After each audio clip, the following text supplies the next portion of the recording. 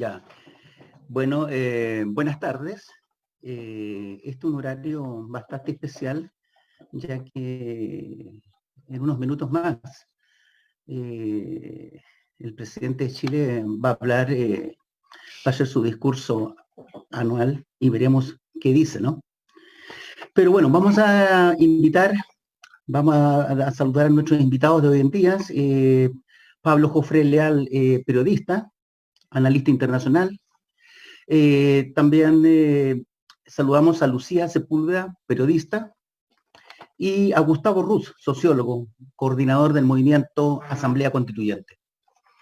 Bueno, vamos a empezar con Pablo.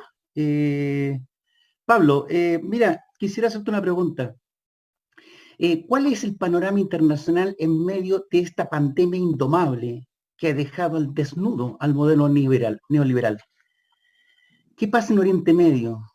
¿Y cómo se puede entender la correlación de fuerzas entre Estados Unidos, China y Rusia?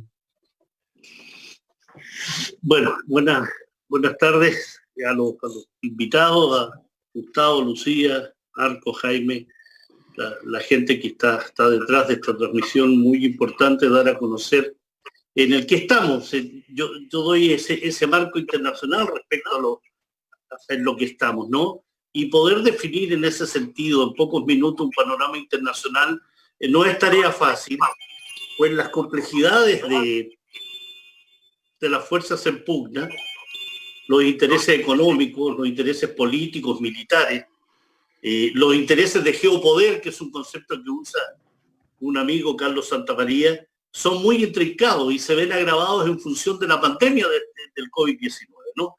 Los datos económicos que conocemos hoy dan cuenta que países europeos como Francia, Alemania, España han tenido caídas en el PIB del 18%, que no se veían desde el fin de la Segunda Guerra Mundial o desde el fin de la Guerra Civil Española. Y en este análisis, por tanto, como para dar cuenta posteriormente en una bajada hacia lo más local, no podemos dejar de tener presente que en la manera de entender y analizar y combatir al capitalismo global, hay que entender también lo que son los poderes fácticos de este capitalismo global y que están imbricados fuertemente con esos poderes fácticos del capitalismo más local. Son uña y mugre, ¿no? Están entrelazados por uniones financieras, comerciales, políticas, militares, ideológicas.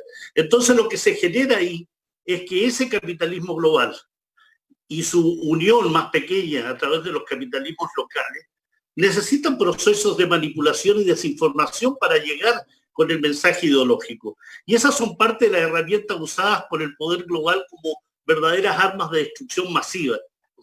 En ese plano hay un analista, un estudioso, un lingüista, que además es un analista político de fuste, como es Noam Chomsky, que nos habla de las estrategias de manipulación mediática, que nos permite entender de una forma muy adecuada. Él lo describe en 10 estrategias de manipulación mediática, ¿no? Y la forma en que se constituyen aquellas como forma de dominio. Y esas se pueden ver en función de estas 10 estrategias, que tienen que ver con la estrategia de la distracción.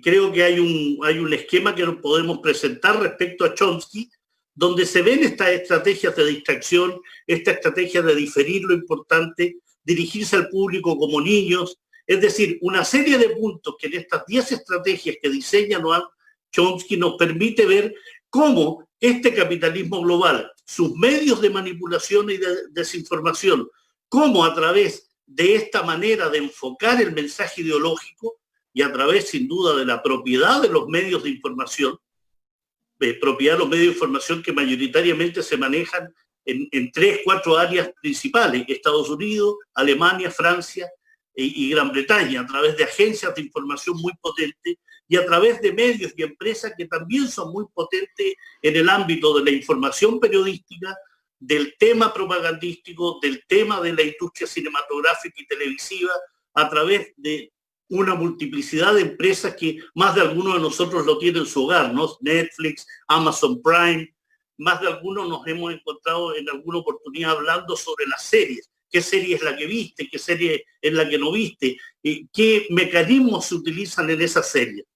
Me parece que no está lo que te decía respecto a la estrategia de manipulación de Chomsky, ¿no? Bueno, seguimos entonces. Respecto a esta estrategia que yo les mencionaba alguna, de diferir, de manipular, de desinformar, entender lo que es la manipulación nos permite entender que es la distorsión de la verdad en el campo de lo ideológico, lo político, lo comunicacional, entre otras áreas. Lo que se pretende con la manipulación es entregar un mensaje que en definitiva no es el mensaje correcto, certero y verdadero. Lo que se pretende es generar una opinión en la sociedad de tal forma que se asimile el mensaje como propio, como verdadero. Y en ese plano entonces va muy acompañado de otro proceso que se llama la desinformación. La desinformación es hablar o dar una información intencionadamente manipulada. Por eso están estrechamente ligadas. Y cuando tú tienes la manipulación y tienes la desinformación, puedes generar entonces un conjunto de elementos muy presentes en nuestra vida actual, que en la actualidad se denominan los fake news, ¿no? Las noticias falsas, aquellas que se emiten intencionadamente para generar algún tipo de efecto y conducta. Y ahí, por ejemplo, si tenemos oportunidad de ver un par de fake news, es un fake news relacionado con el Papa Francisco y una portada del diario La Segunda. Si no la tenemos, continuamos entonces con el tema, ¿no? Ahí. Es el Papa Francisco, por ejemplo, es una clásica noticia de fake news, respecto a que en algún momento se sostuvo que el Papa Francisco aprobaba sobre la elección de Donald Trump como presidente de Estados Unidos. Eso se disemina, ¿no? Se transporta y se arrastra por el mundo de una forma absolutamente dinámica y se tiende a pensar que es real. Y se tiende a pensar que es real y por tanto se dice, si el Papa aprueba a un presidente como esto, no debe ser tan malo, se debe generar algún tipo de apoyo. Esa noticia, que es un fake news, que es una noticia falsa, en general se transmite con una velocidad vertiginosa y cuesta mucho poder evitarla. Como la que tenemos a continuación, que es mucho más antigua. No es que los fake news sean nuevas, son muy antiguas. Lo que pasa es que ha surgido en virtud de este presidente norteamericano que logró tenerlas en función de todos los días estar escribiendo Twitter, todos los días estar manipulando y desinformando. Pero aquí tenemos una del año 1975 y que más de algún chileno recordará, este titular del diario La Segunda, donde habla de 59 muertos, en realidad fueron finalmente 119 detenidos desaparecidos al final de toda esta situación, en la cual la prensa, en este caso La Segunda, junto a 2 diarios y una revista, creadas ex profeso en ese año 75, generaron una situación de una noticia falsa para justificar el exterminio de las personas. Entonces el título fue Exterminados como ratones. Eso también es un fake news, es una mentira no solo falsa, sino que es manipuladora, desinformadora, cruel, perversa, que da cuenta de cómo se maneja en este marco político, comunicacional, ideológico y cultural, la manera en que se mueve nuestro análisis, que es complejo, difícil, escabroso, lo que nos obliga, por tanto, a estar muy atentos respecto a generar un proceso de acumulación de fuerzas políticas donde contemple todos estos elementos y que nos permita en algún momento, como debe ser el objetivo de todo movimiento, toda organización que se precie de objetivos ulteriores, que es la toma del poder, destruir el viejo mundo. Y destruir el viejo mundo pasa por todo este tipo de situaciones que nos presenta este viejo mundo, de poder global en lo militar, en lo económico, en lo cultural, en la propiedad de los medios de información, en la manipulación y desinformación que hace de ellos. Por lo tanto, en este proceso actual, en el marco de la pandemia del COVID-19, que ha generado una situación de crisis sanitaria, económica, política y social transversal, no hay país que no se vea afectado por ello. Incluso aquellos países que tienen pocos contagiados, pocos fallecidos. Indudablemente hay ahí una constante que tiene que ver con el elemento crisis.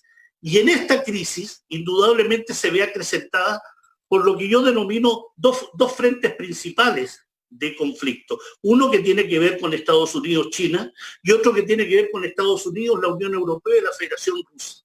Esos son los frentes principales donde hablamos de superpotencia, donde hablamos de potencias económicas, culturales, muy potentes. Y es evidente que Estados Unidos sigue siendo la única superpotencia hasta el momento. Aunque China se le acerque en lo político, en lo económico, en lo cultural, en lo ideológico, en lo militar, en lo financiero, Estados Unidos sigue siendo tan potente que es capaz de generar crisis globales a partir de decisiones que toma. Por ejemplo, con sus socios asiáticos, Japón, Corea del Sur, con sus socios europeos, Alemania, Gran Bretaña, Francia. Es un país que es capaz de tener una serie de decisiones que van mostrando también su falta de liderazgo.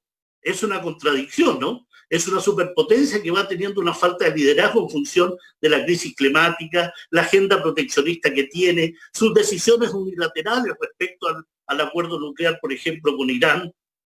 Y esto no ha tenido una recuperación bajo Trump y ha tenido un golpe, diría yo, no mortal, pero muy certero con este tema de la pandemia del COVID-19. Y en este plano, en este contexto, China ha decidido despertar de ese largo sueño, de ese largo letargo que tuvo por muchos años, y desde hace una década a la fecha se ha convertido en un rival muy potente, potentísimo, que ha entrado de lleno en el ruedo de las principales potencias del mundo, encabezando ya varios rankings. En el plano de las economías, del PIB, del intercambio comercial, de lo que va teniendo, veíamos anteriormente, si podemos devolvernos al mapa anterior, vemos lo que son las bases militares de Estados Unidos en el mundo, que es una muestra de ese poder global.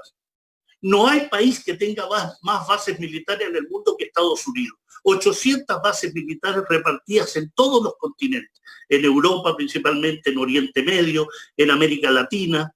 Es un país que, al contrario del resto de las naciones, tiene bases militares justamente para la defensa de lo que ellos consideran sus intereses nacionales superiores, su seguridad nacional, que son conceptos que conocemos hace mucho tiempo y que marcan una impronta muy detallada respecto a este poder global, que a pesar de estar tambaleante, a pesar de estar supeditado a fuerzas que se le oponen, China, la Federación Rusa, Turquía, Irán y otros países, no logran todavía quitarlo de lleno del sitial que tiene. Y en ese plano es importante este mapa, porque nos muestra que el poder militar es condicionante para la defensa del poder económico. Y en ese plano es muy importante también dar cuenta del otro, el collar de perlas chino.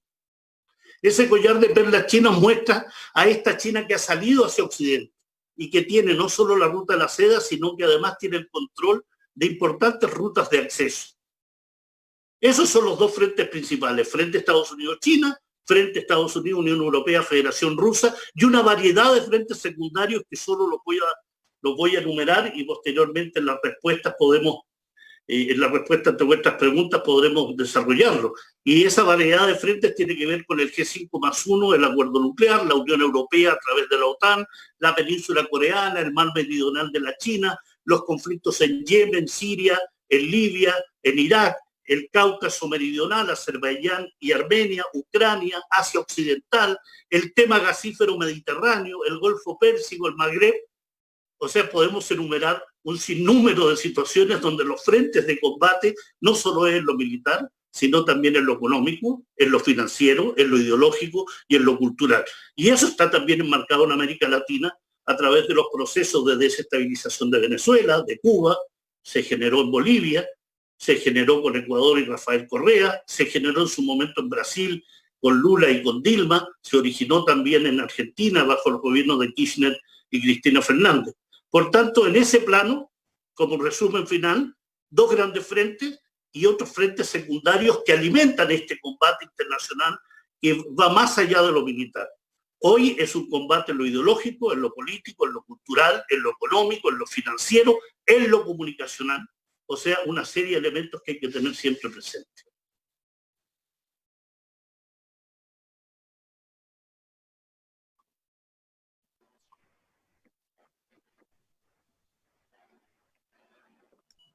¿Está Marcos por ahí?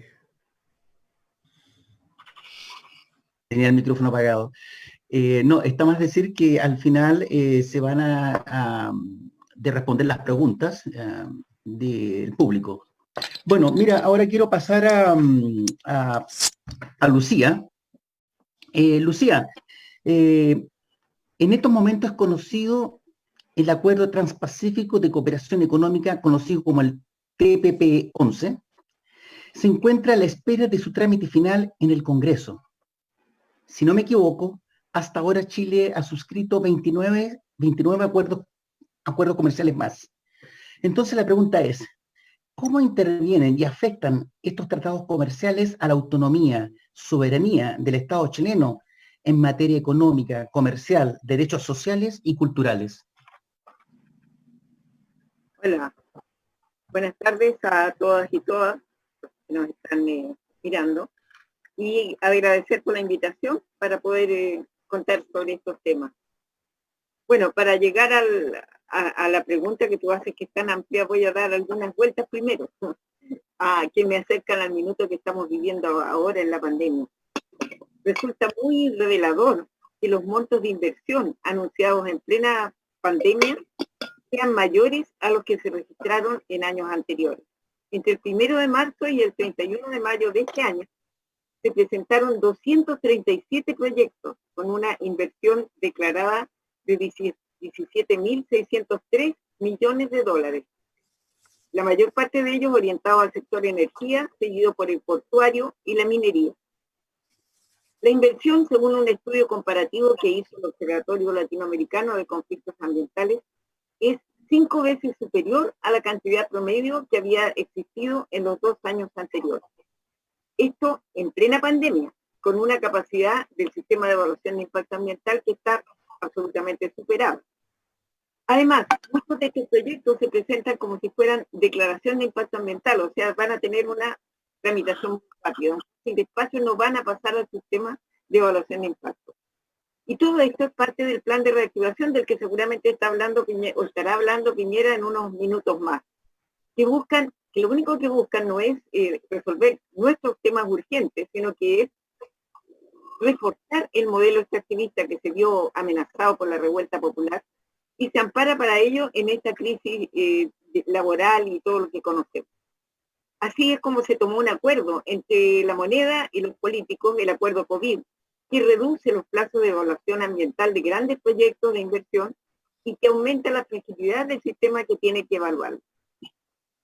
Y aquí ya voy a los tratados. Esto revela que los inversionistas están muy seguros que su dinero no corre ningún riesgo en Chile, porque el país está amarrado por los sistemas de protección a la inversión, que forman parte tanto de los tratados de libre comercio como de los tratados bilaterales de inversión. Como plataforma Chile Mejor sin TLC, sin tratados de libre comercio y sin TPP-11, desde luego, a la cual pertenezco, nosotros planteamos que la Asamblea Constituyente Plurinacional, feminista y popular, por la que venimos luchando junto al pueblo en la revuelta popular, es necesario denunciar los tratados de libre comercio, o sea, salirse de ellos directamente y realizar una evaluación integral de sus impactos en todos los órdenes de la vida por equipos que sean interdisciplinarios y que sean obviamente independientes.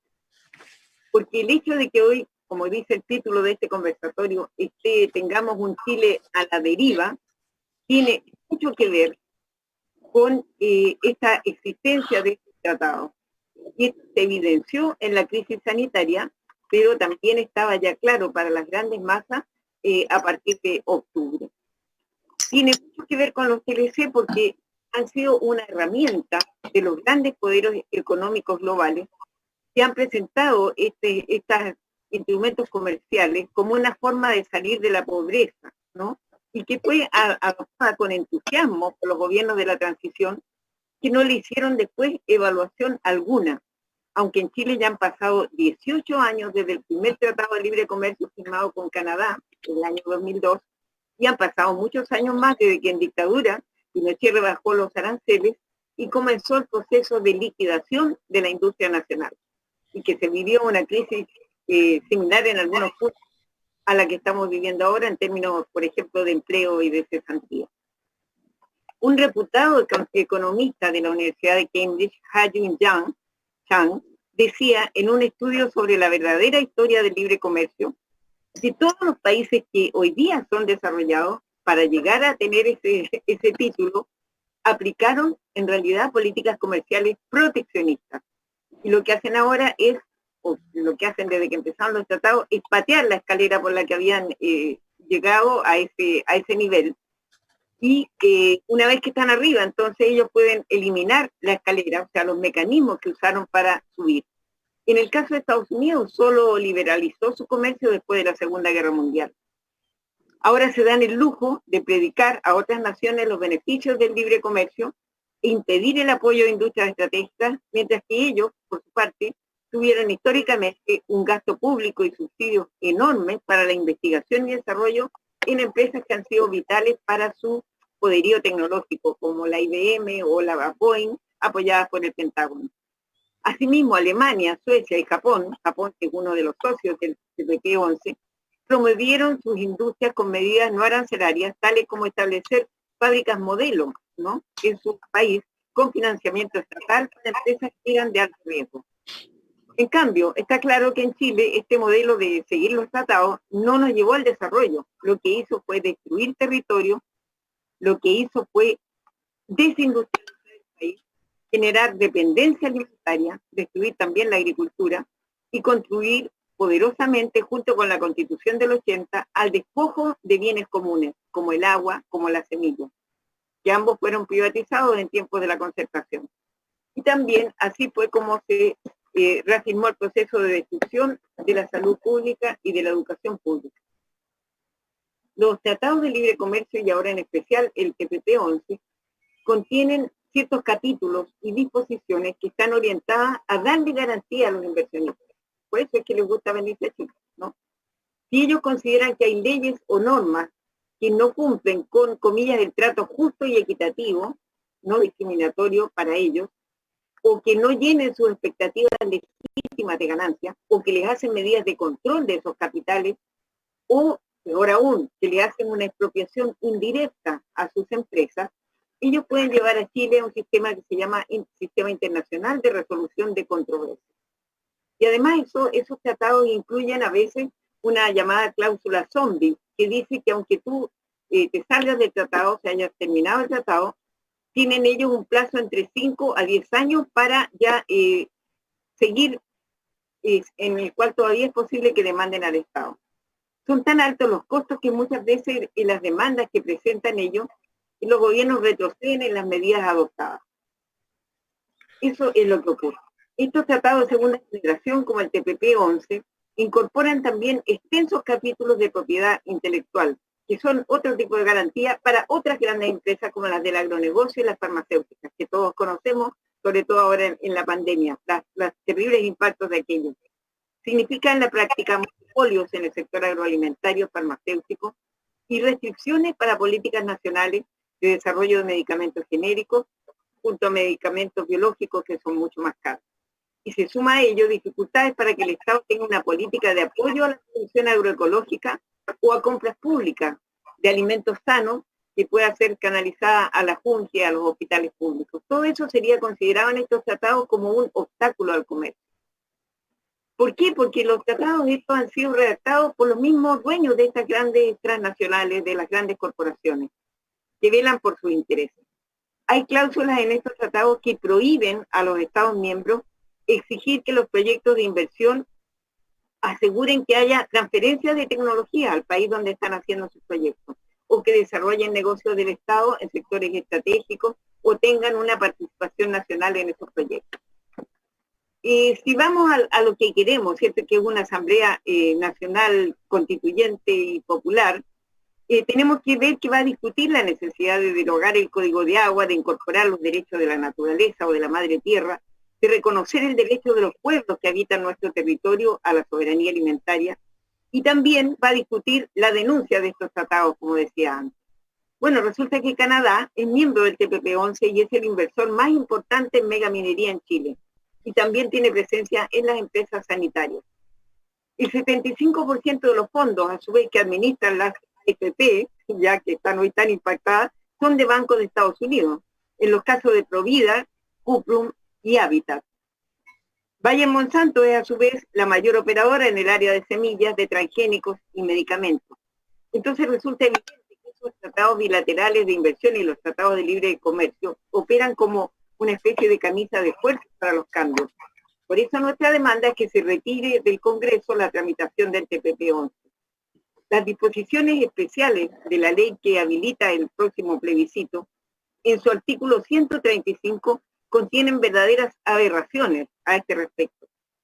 Señalan que las constituyentes deberán respetar los tratados ya vigentes, interfiriendo así en el quehacer soberano de la Asamblea Constituyente, pretendiendo, ¿no? Y por otra parte, se permite al Congreso seguir legislando. Durante todo el tiempo que esté funcionando la Asamblea, el Congreso sigue como si no pasara nada. Y eso anula en la práctica el poder popular constituyente. Eso posibilita, como ocurre hoy día mismo, que el Congreso siga aprobando leyes que van contra los intereses del pueblo. Y en alguna de esas leyes que pueda aprobar entonces el periodo constituyente es el propio TPP-11, porque tal como lo decía el moderador, está en sala y puede entonces ser votado en el minuto que así lo disponga el Congreso o el Poder Ejecutivo. De manera que es una situación a la que queremos alertar, puesto que en todo este mundo de las fake news del que nos hablaba Sergio, han querido convencer a los chilenos y chilenas que estos tratados nos van a sacar del hambre, que van a ser un mecanismo para la reactivación económica. Y eso es absolutamente una fake news, una noticia falsa.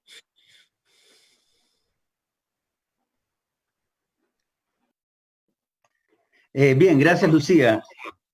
Bueno, ahora pasamos a Gustavo Ruz. Gustavo, durante algunos años tú estuviste a cargo de las relaciones internacionales de la Unidad Popular en el exilio, cuando la encabezó en Alemania el ex canciller Clodomiro Almeida. Además, conociste en primer plano las maniobras del cerco y desestabilización del gobierno de Estados Unidos contra el presidente Salvador Allende. Y pocos años después, la invasión de Nicaragua con tropas mercenarias dirigidas y financiadas por Estados Unidos. ¿Te parece que el Chile actual tiene más autonomía en sus relaciones con Estados Unidos? ¿Y que no existe una intervención tan intensiva como la que tuvo lugar en otras épocas? Bueno, muchas gracias por la pregunta y saludo a nuestros amigos panelistas, a Pablo, a Lucy y al equipo de trabajo, a Marco y a Abril, a Itairé. Creo que para nosotros es decisivo entender la realidad internacional. No se puede entender los hechos domésticos de la política chilena si no se entiende el proceso de tremenda contradicción y decadencia del capitalismo global. Estas intervenciones de Estados Unidos no son producto de un presidente loco, de un hecho coyuntural, de una mayoría transitoria, están en la naturaleza, la fundación del Estado norteamericano. El presidente Monroe en 1823 y el presidente James Callaghan plantearon claramente que desde la Patagonia hasta Alaska es un territorio norteamericano.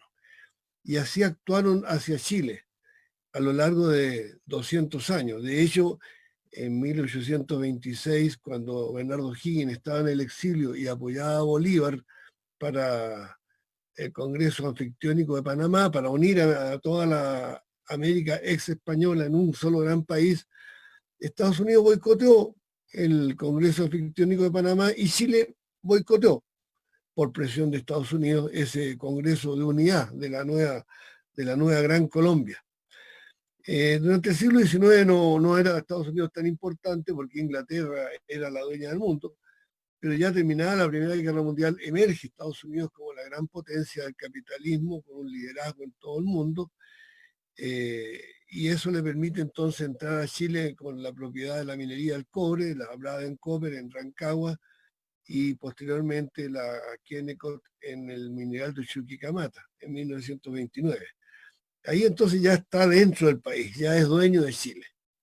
Tan dueño que cuando Chile firma el Tratado de Paz con Perú, después de la Guerra del Pacífico, este tratado se firma en 1929.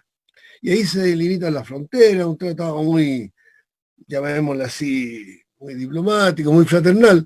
El artículo 12 de ese tratado dice que en caso que Chile y Perú tengan desavenencias en la interpretación del tratado, quien decide es el presidente de los Estados Unidos, ¿no? Eso le da una idea a ustedes de que la omnipresencia norteamericana no sale en los diarios todos los días, pero sí todos los días opera subterráneamente de una manera atroz. El año 32 hubo una revolución que se llamó la Revolución Socialista, que encabezó un gran líder político, Marmaduke Grove, y cuando esta revolución socialista anuncia la nacionalización del cobre, Estados Unidos comunica que manda la flota de guerra con anclaje en el Canal de Panamá para entrar a Chile a proteger los bienes de Estados Unidos. O sea, se demoró 2 días en Estados Unidos decir, vamos a mandar la flota porque no vamos a permitir que el cobre sea nacionalizado. Y esto ya después de la Segunda Guerra Mundial, cuando ellos controlaban prácticamente todo este continente, ya se había hecho la conferencia de Yalta, de Potsdam, ya se había repartido el mundo prácticamente, los vencedores de la guerra contra Hitler, nos obligan a firmar el Tratado Interamericano de Asistencia Recíproca, que dice que si Estados Unidos está agredido o un país de América Latina está agredido, todos los países del continente se unifican en un solo ejército encabezado por el ejército norteamericano. Esto, claro, nuestra opinión pública no lo sabe nuestros estudiantes, ni siquiera nuestros abogados, pero está ahí. Él podrá estar desprestigiado el TIAR, pero está vigente, ¿no? Digo que está desprestigiado porque para la guerra de Malvinas había una potencia extranjera que mandaba sus acorazados contra Argentina, y mientras toda América Latina respaldó a Argentina, Estados Unidos pisoteó el Tratado Interamericano y se pasó por una potencia extranjera. O sea, exactamente lo contrario de lo que decía el tratado. Pero claro, como ellos tienen esa hegemonía sobre el continente, en general se han cuidado, en la medida de lo posible para ellos, porque no son omnipotentes, no pueden tener tanta burocracia para intervenir en cientos de países en el mundo, cometen errores. Y uno de los errores que cometieron fue no darse cuenta que Allende iba a ganar las elecciones del 70. De hecho, ellos trataron de impedir la elección de Allende el 58, y por eso inventaron al cura de Catapilco. ¿Por qué? Porque el presidente Ibáñez, el 58, con el respaldo de gran parte del ejército, apoyó a Allende. Entonces interviene Estados Unidos para que Allende no gane el 58, efectivamente lograron su objetivo, ganó Alessandri. Pero el 64, los más viejitos como tú, Marco, y los que pintamos canas, recordarán que vino Juana Castro aquí, la hermana Fidel Castro, ¿se acuerdan? Vino, recorrió todo el país, lloraba en la radio, decía que en Chile iban a venir los tanques rusos. Bueno, pasaron 30 años y esa señora dio una conferencia de prensa aquí en Chile, la entrevistó el señor Carcuro, y dijo que lo había pasado tan bien en ese viaje del 64, que intervino en la propaganda contra Allende, que se había enamorado de la gente de la CIA que la protegió, y esa gente de la CIA es actualmente el marido de la Juana Castro.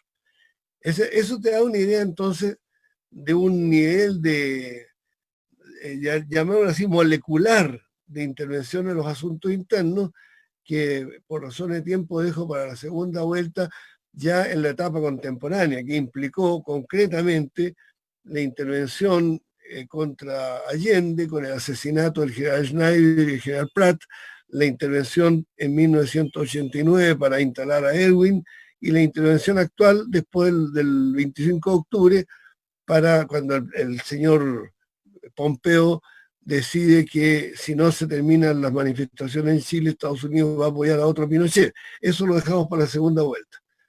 Gracias.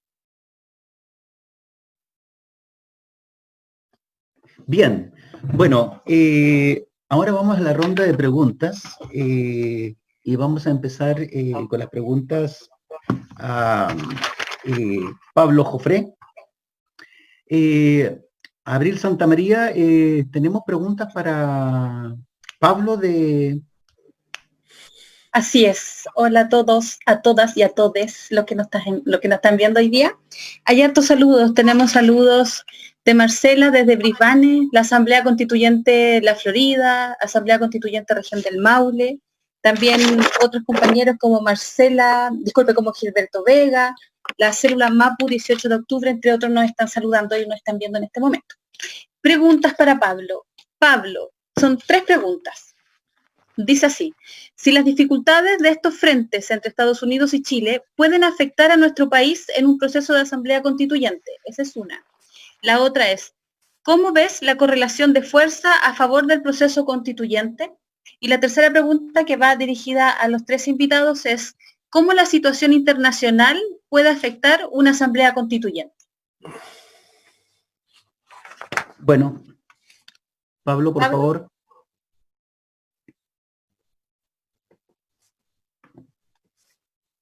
¿Está Pablo? ¿Tendrá que prender el micrófono quizás? ¿Ahí me escucha? Ahora sí. Le decía que todo proceso, todo fenómeno, todo enfrentamiento, toda contingencia internacional que tenga aspectos económicos, políticos, militares, tecnológicos, influye sobre los distintos aspectos de la vida, incluyendo una asamblea constituyente. O sea, la pandemia del COVID-19, que es un elemento, una enfermedad, que es un fenómeno que está atravesando transversalmente a la humanidad, influye en todos los acontecimientos. Lo estamos viendo cómo los países tienen una baja en su PIB, cómo los países están cuestionándose con diversos intereses, se están cuestionando si hacen o no hacen procesos electorales. Estados Unidos, Donald Trump dice primero que habría que postergar la elección, luego se desdice por las críticas que recibe desde su propio partido republicano. En Bolivia hemos visto que vamos por la tercera postergación de las elecciones en virtud de la pandemia. Hay otros países que han realizado las elecciones, han realizado sus procesos electorales.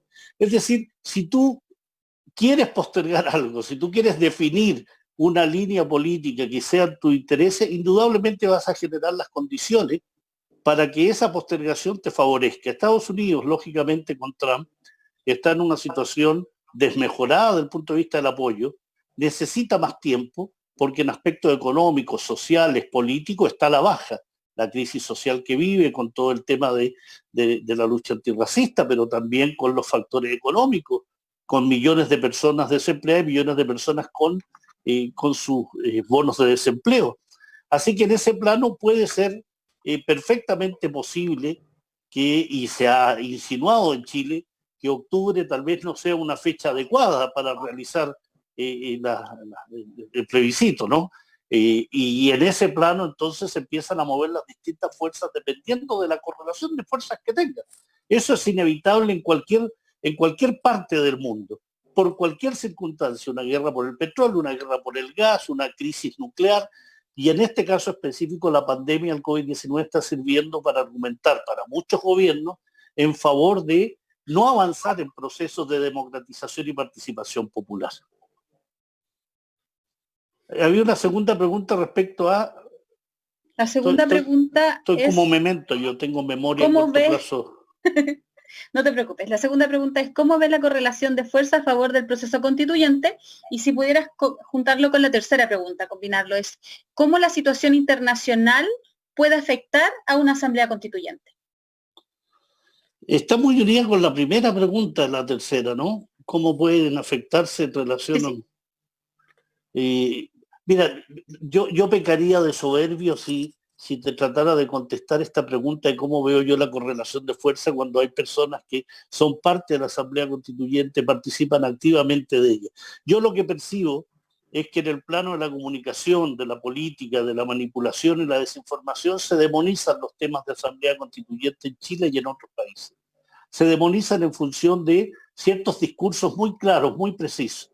Si se cambia la estructura legal del Estado, si se cambia la Constitución, si se genera una participación que cambie las estructuras claves del Estado, entonces se puede generar una desestabilización tal que se vayan los inversionistas, que se genere una inseguridad jurídica. Ese cuento lo venimos escuchando hace mucho tiempo, en cualquier circunstancia. Si se quiere reformar el sistema de pensiones, el cuento de nunca acabar es las penas del infierno porque el país se va a ir al hoyo, ¿no? Si en definitiva se trata de modificar la Constitución, como se trató de hacer, y en definitiva se convirtió solo en un maquillaje bajo el gobierno de Lagos, pero la estructura fundacional, estructural de la Constitución del 80 sigue manteniéndose incólume, entonces el cambiarla saca a relucir el discurso respecto a lo inconveniente que resulta en un país que tiene que desarrollarse, que tiene que crear empleo, que tiene que tener seguridad jurídica, todos elementos que escuchamos todos los días, ¿no? Y lo escuchamos ahora con Brioni, lo escuchábamos antes con Valente y lo vamos a escuchar permanentemente. Las asambleas constituyentes representan un elemento importante de participación política y popular. Representan un elemento central para la democratización del país. No podemos seguir con una constitución de las características de haber sido forjada y absolutamente creada bajo una dictadura y que haya tenido meros maquillajes. Se requiere una refundación, se requiere una asamblea constituyente que sea capaz de expresar las distintas sensibilidades que tiene el país. Y en ese plano estamos entrando también a una discusión respecto a qué características va a tener esa asamblea constituyente. Seguramente Gustavo y Lucía nos podrán dar más luces respecto a las implicancias más íntimas en la correlación de fuerzas que hay. Yo creo que no hay que menospreciar a la derecha, nunca, nunca. Representan sí o sí un 35, un 40% en temas de votación, y eso es muy importante en un plano de democracia representativa como la que son las que vivimos en Chile. Y mientras tengamos una estructura política, una estructura electoral de las características que tenemos ahora, sin duda esa importancia de tener un 40% de derecha va a penar fuertemente sobre cualquier decisión que se tome en cualquier plano, en asamblea constituyente, en reformas estructurales sanitarias, educativas, de pensiones. Así que en ese plano la correlación de fuerza no sería yo tan animoso y tan absolutamente regocijarme respecto a que la situación que hemos vivido de octubre hasta marzo y lo que estamos viviendo ahora pueda generar una situación de triunfo fácil. No hay triunfo fácil, hay que trabajar, hay que tener mucha voluntad, hay que tener mucha organización y mucho compromiso. Ok, muchas gracias, Pablo. ¿Sigo con Lucía? ¿Sí? Sí, por favor. Ok. Lucía, si tiene el micrófono apagado, le voy a pedir que lo pueda prender. Le voy a hacer las preguntas que tiene del público. Me hicieron 3 preguntas, así que las voy a tratar de juntar. Dice así: ¿cómo los tratados operan en una convención constitucional y si este punto marca alguna diferencia con una real asamblea? Y alguien hizo una pregunta bien gutural, dice: ¿cuáles son las penas del infierno que podría vivir Chile de retirarse de los tratados de libre comercio? ¿Cuál es la importancia de aprobar el acuerdo de Escazú? ¿Lucía? Ok. La primera, perdona, me perdí con la primera. ¿Cómo operan? ¿Cómo los tratados operan en una convención constitucional y si este punto marca alguna diferencia con una real asamblea constituyente? Claro, primero yo creo que tenemos que ver de qué horizonte de asamblea estamos hablando. A mí me gusta hablar de una asamblea popular, de una asamblea que no está predefinida, es decir, una asamblea que tiene el poder constituyente originario. Y en ese sentido, nada que sea ajeno a los intereses del pueblo va a poder influir. Más allá de que haya en los caminos para llegar a eso, haya habido cuestiones como esa ley, que no me acuerdo el número, pero la ley que tiene el artículo 135 y que valida en sus disposiciones transitorias, valida justamente los tratados. No tiene nada que ver con una asamblea constituyente, puede predefinir los temas, por tanto no creo que eso sea un asunto a tomar en cuenta. Pero sí, claro, si logramos denunciar los tratados y retirarnos, evidentemente que hay penas que van a infligir, pero sobre todo con aquellos países con los cuales hay tratados bilaterales de inversión que les permiten demandar al país. Y por eso es que insistimos en la importancia de, si ya hay 10, 12 países que pueden demandar al país por denunciar un tratado o por cambiar, como quien dice, las reglas del juego, no tengamos más con el TPP-11, no aumentemos esa suma, no dejemos que nos metan más cuchillos al cuerpo. Basta con lo que ya tenemos, o sea, no más tratados. Ese es el mensaje directamente, para que las penas no sea un purgatorio nomás, algo nos va a costar, pero a los pueblos cuando luchan tienen que pagar ciertos costos. Y lo otro es, también quería referirme, porque antes preguntaron la influencia de la situación internacional. Bueno, yo daría un poco vuelta a la pregunta en el sentido que veamos también las experiencias de los pueblos, y sobre todo de los pueblos latinoamericanos en los constituyentes. Justamente la pandemia nos ha permitido estrechar lazos con compañeras y compañeros que han vivido estas experiencias constituyentes, que han luchado por que los derechos de la naturaleza, por ejemplo, como en Ecuador, o los derechos de la madre tierra, como en Bolivia, puedan ser parte de su constitución.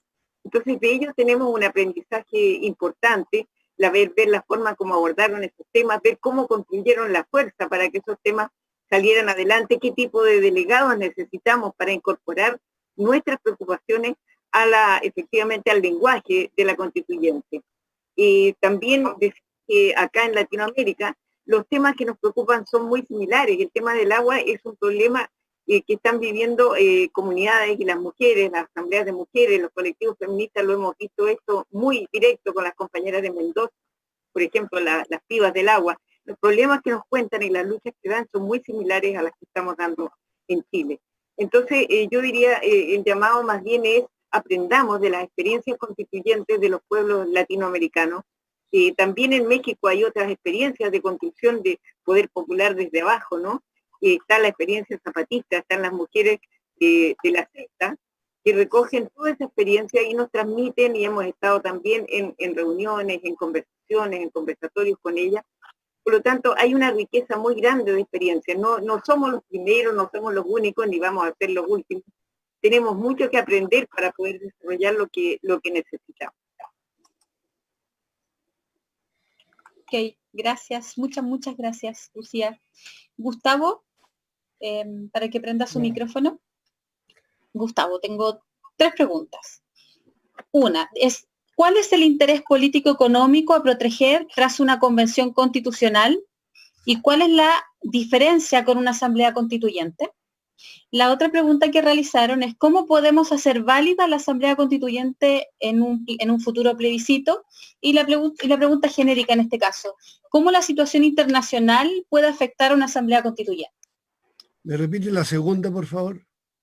¿Cómo podemos hacer válida la asamblea constituyente en un futuro plebiscito? Bueno, como ahora ya son 5 minutos, tengo que ser más escueto. Primero voy a contestar estas preguntas, después voy a redondear lo que dejé pendiente del capítulo de la pregunta anterior. Voy a poner un ejemplo. El 11 de julio del 71, el Parlamento chileno por unanimidad nacionalizó el cobre. Más soberano que eso, imposible. Nunca en la historia de Chile, todos unidos, todos con el puño en alto por viva Chile, ¿no? Pues bien, el gobierno de Elwin comienza la desnacionalización del cobre y con los tratados de libre comercio, si una asamblea constituyente quisiera volver a nacionalizarlo, o sea, estatizar lo que está en manos privadas inconstitucionalmente, porque viola la actual constitución política, el hecho de que el 72% del cobre esté en mano extranjera, que el litio está en mano extranjera, que el agua esté en mano extranjera, todo eso es inconstitucional, todo eso es ilegal. Sin embargo, si quisiéramos hacerlo, los tratados de libre comercio nos lo impiden. Los que han firmado nuestros gobernantes a espaldas del pueblo. O sea, los chilenos y las chilenas no hemos sido consultados para esos tratados. Entonces, aquí viene el tema de la ley 21.200, la que proclamó Piñera con acuerdo de Ricardo Lagos, que estaba presente ahí, detrásito de Piñera, el día 24 de diciembre, cuando proclaman esta ley que llama al plebiscito. Lo que no nos dicen es que esa convención mixta o la convención constitucional, que tienen las mismas atribuciones, están amarradas de pie y mano, esas instituciones no podrían, por ejemplo, nacionalizar el cobre. ¿Por qué? Porque la ley que las creó dice, ustedes no pueden hacer nada que contradiga los tratados. O sea, el poder constituido, el Parlamento, le amarró los pies y las manos a la convención mixta y a la convención constitucional. Por lo tanto, esas convenciones no son soberanas, no son soberanas. Y al no ser soberanas, no tiene nada que ver con una asamblea constituyente. Ahí está la diferencia más importante. Ahora, de todas maneras, no por eso nos vamos a cortar las venas. Nosotros siempre hemos luchado cuesta arriba con miles de obstáculos y al final, bueno, Estados Unidos está muy complicado, no es llegar y dar un golpe de Estado en Chile, ¿no? La realidad mundial se le pone bastante adversa a la hegemonía norteamericana y pasa lo mismo que el año 1930, que dije en mi primera respuesta, en mi primera intervención. La debilidad estructural del imperio le impidió el año 30 resolver la crisis en Chile y por eso fue posible la revolución de Marmaduke y Grohe. Aquí está pasando algo parecido. La debilidad de Estados Unidos a nivel mundial, acuérdense que acá Europa acaba de resolver un plan para salir de la crisis post-coronavirus. Y ese plan se financia exclusivamente con fondos europeos sin la más mínima intervención de Estados Unidos. Eso habría sido impensable hace 5 años atrás.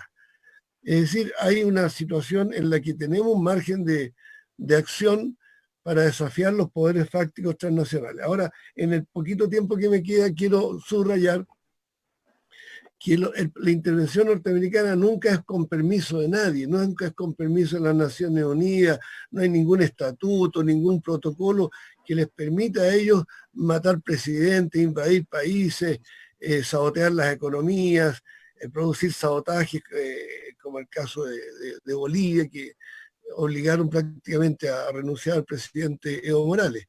No, ellos sencillamente hacen las cosas porque tienen más fuerza para hacerlo, como el matón del barrio.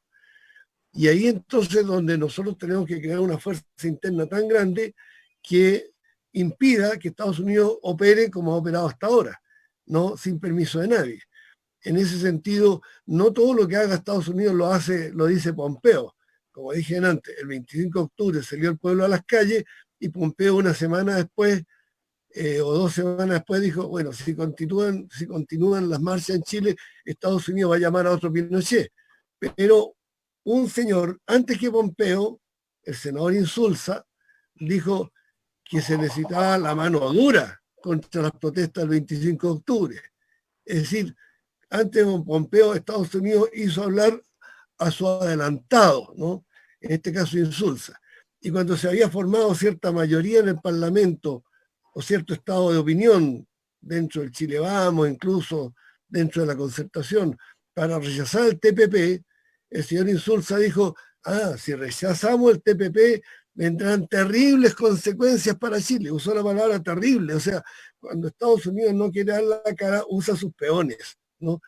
Y eso es lo que mucha gente no tiene en cuenta, que tiene operadores Estados Unidos entre los periodistas, entre los líderes de opinión, entre intelectuales y dirigentes sociales, se han metido en el mundo sindical, se han metido en el mundo de los derechos humanos, se han metido en muchas ONG, ¿no? En algunas ONG ambientales, de manera que empiezan a crear un clima como para que Chile no haga la Asamblea Constituyente y no restablezca el imperio de la soberanía popular, como sí se logró el 11 de julio de 1971, cuando la unanimidad del Parlamento nacionalizó el cobre.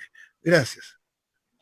Quería mencionar unos saludos de Valdivia, Maipú, Constitución y La Serena que nos están viendo, pero hay una pregunta que dejé fuera y me gustaría hacerla porque vemos que estamos dentro del tiempo. Mire, Isabel preguntó lo siguiente: ¿cómo podríamos hacer que las Fuerzas Armadas en Chile se unan a las demandas sociales y no estén en contra de los ciudadanos que deseen ejercer su poder constituyente originario? ¿Es pregunta general? Sí. O sea, a usted, porque yo creo que va a dirigir a usted. Es bien puntual y la encuentro re buena, por eso se la realizo. ¿Cómo podríamos hacer que las Fuerzas Armadas en Chile se unan a las demandas sociales y no estén en contra de la ciudadanía que desea ejercer su poder constituyente originario? Bueno, la persona que redacta esa pregunta tiene un prejuicio en la cabeza, que es que las Fuerzas Armadas siempre y en todo momento estarían contra las demandas sociales y siempre serían entonces un simple brazo de la oligarquía, de los ricos. Pero hay varios momentos en la historia en que eso no ha sido así. El golpe de Estado que dieron los militares el 11 de septiembre de 1924 y el 23 de enero de 1925, en ambos golpes el ejército dijo hay que llamar a una asamblea constituyente. No dieron el golpe para quedarse en el gobierno, Después apoyaron la República de Groe, que se declaraba socialista y llamó a nacionalizar el cobre.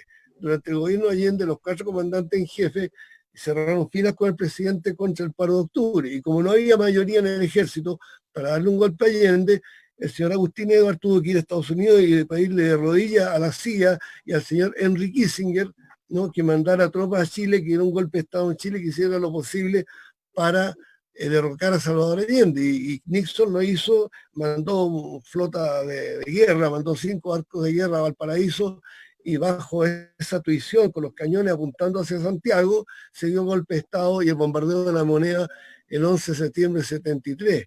Es decir, hay una posibilidad de que si hay una fuerte efervescencia popular, punto 1, y punto 2, que lo hay en Chile, y punto 2, que Estados Unidos demuestra que no es amigo de la paz ni de la democracia del mundo, sino que son amigos de sus intereses y no tiene amigos sino que esclavos, vasallos, perritos falderos, como ha sido el caso de Chile, que ha secundado a Estados Unidos en el Grupo de Lima, en el viaje a Cúcuta de Piñera y otras bandidencias, ¿no?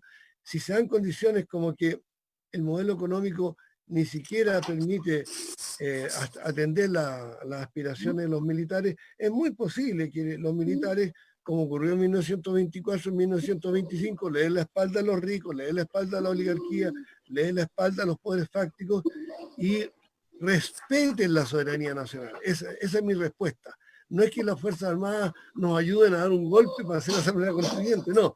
Es que las Fuerzas Armadas, el Parlamento, la Corte Suprema de Justicia, no interfieran, no molesten, no impidan que el pueblo ejerza la soberanía y haga una Asamblea Constituyente, redacte la Constitución y limpie Chile, saque al poder extranjero, barra con la burocracia, con la corrupción imperante, termine para siempre con esta oligarquía de los partidos que son un estorbo para la unidad del pueblo y para la lucha del pueblo. O sea, no le pedimos a las Fuerzas Armadas que den un golpe en favor de la Asamblea Constituyente. Les pedimos que se pongan la camiseta de Chile y no la camiseta de Estados Unidos, como ocurrió en el año 73. Y ahí están los resultados. Muchas gracias. Bueno, gracias, Gustavo. Bueno, ahora les pido que tienen un minuto corto para cada uno de ustedes para que se despidan. Así que, Pablo, empecemos contigo, por favor. En un minuto alcanzo a decir hasta luego. Alcanzo a decir que estén bien, gracias por la invitación. Bueno, trataré de ocupar los 50 segundos que me quedan en decir que no hay posibilidades de procesos constituyentes, de cambios políticos, de manejo institucional en cada uno de nuestros países si no pensamos en globalidad. No somos el ombligo del mundo, no somos lo más importante del planeta y en ese sentido debemos mirar que todo tiene que ver con todo. Lo que sucede en Chile tiene que ver con lo que sucede en Latinoamérica, lo que sucede en este continente tiene que ver con los procesos de ocupación, de colonización, de dominio y hegemonía que se ejercen por algunas potencias contra los pueblos. Lo que sucede en Palestina, lo que sucede en la República Árabe Saharaui Democrática, en Yemen, en Siria, en Irak, lo que sucede en Venezuela, en Cuba, tiene que ver precisamente con una lucha de unos pocos pueblos que están defendiendo su soberanía, defendiendo su dignidad contra poderes hegemónicos muy potentes, muy fuertes, que también influyen en Chile, que también ejercen influencia, que también tienen instrumentos, tienen puntas de lanza con las cuales ejecutar su política de dominio, parlamentarios, políticos, diplomáticos, periodistas y Fuerzas Armadas en el caso de Chile. Yo creo que en ese sentido, si miramos la globalidad de lo que acontece en el mundo, nos permite también darnos cuenta y tener un aprendizaje de cómo muchos pueblos han tenido como eje, como camino, la resistencia, la dignidad y la defensa de su soberanía. Gracias, Pablo. Lucía, por favor. Bueno, desde luego concordar con el análisis de Pablo, para agregar justamente con lo último que él decía del camino de la resistencia. El camino a la constituyente también lo es, y lo son las experiencias que hoy mismo están teniendo las organizaciones populares. Las asambleas territoriales que estaban tal vez antes discutiendo otras cosas, hoy día están bien preocupadas del tema de que cómo retomamos el trabajo por el cambio de la Constitución. Les ha sido mucho más claro que no tenemos salud, ¿no? Que no tenemos educación, que nos amenazan con el hambre porque no tenemos alimentos, porque no producimos alimentos en el país. Entonces, si nosotros hacemos un trabajo a nivel de territorio relacionado con estos temas, estamos generando las condiciones para que haya verdaderamente una asamblea constituyente popular, feminista, porque las mujeres están en primera línea en estas iniciativas de resistencia a la pandemia, de evidenciar las consecuencias del modelo, ¿no? Por tanto, el llamado es más que nada continuar en esas tareas, ir ligando lo que hacemos hoy día para sobrevivir, o sea, esa defensa de la vida, con esta tarea macro que es la construcción de las bases para generar, con cada paso que hoy día se ve, estar más cerca de construir una asamblea que sea realmente popular, feminista, plurinacional, porque estamos, bueno, recordemos hoy día lo que está pasando con los presos políticos mapuche, que es un tema que no alcanzamos a tocar, ¿no? Pero también tiene que ver con qué tipo de constitución queremos. Una constitución nacional, una constitución que contemple los diversos pueblos que nos habitan. Todas esas son preguntas que nos tenemos que ir haciendo en el camino y viendo cómo ligamos lo que hacemos hoy día en los territorios, en los barrios, con todas las limitaciones que nos impone la pandemia, pero que seamos capaces de ir vinculando las demandas concretas de cada familia, de cada territorio, de cada olla común, de cada huerto que estamos impulsando, con estos temas que son los que van a definir el futuro, no solo de nosotros, sino más bien de las generaciones que vienen detrás. Muchas gracias. Gracias, Lucía. Bueno, Gustavo, tú cierras, por favor.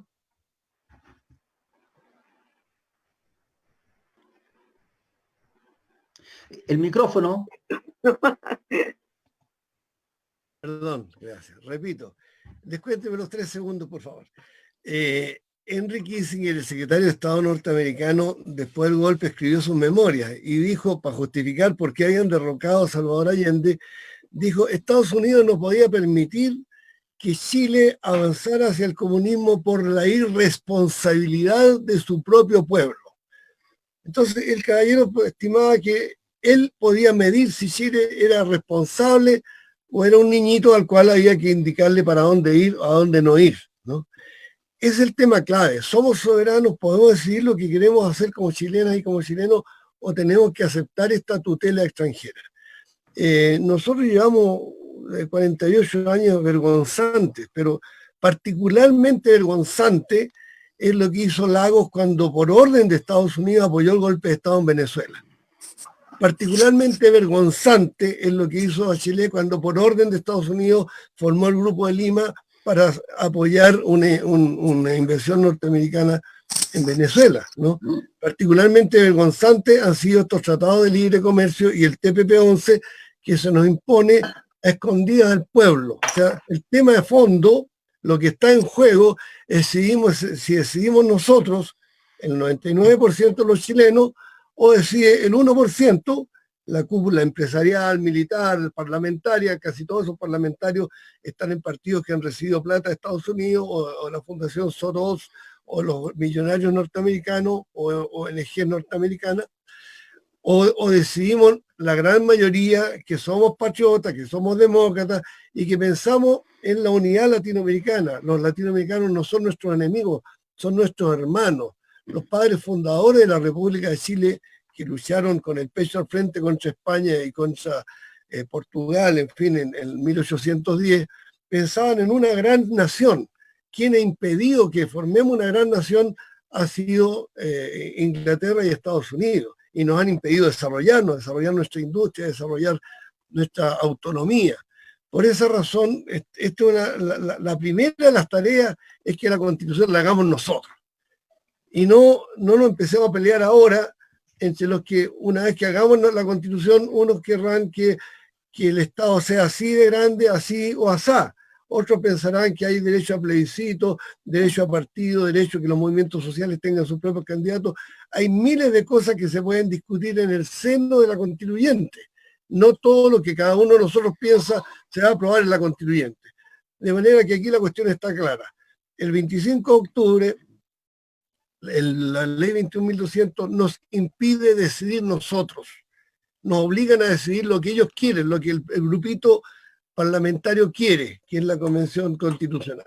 Y por lo tanto, la lucha de este momento es para hacer valer este principio de soberanía, este principio de la autodeterminación, este principio de que la Asamblea Constituyente nace desde la base, es la expresión del poder constituyente originario, y después de la constituyente, una vez que termina y hace un borrador de nueva constitución, ese poder constituyente está vivo, está activo, está fuerte para mantener la unidad del pueblo contra los sectarismos de los partidos, de las cúpulas sectarias, y para construir el nuevo Chile, la segunda independencia, el cambio del Estado y el cambio de la sociedad. Después habrán otras constituyentes que puedan perfeccionar eso, pero hay que dar el primer paso, de una vez por todas, por primera vez en la historia, hacer una constitución desde el pueblo y no desde una dictadura o desde una oligarquía. Muchas gracias. Muchas gracias, Gustavo. Bueno, para finalizar, hago un pequeño comentario. Por lo visto, la coyuntura que está viviendo Chile en este momento, lo que vemos es que el soberano va a ser el que va a estar en primera línea.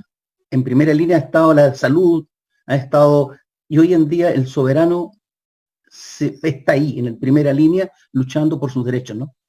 Ya, pues, muchas gracias a todos. Hasta luego. Hasta la próxima vez.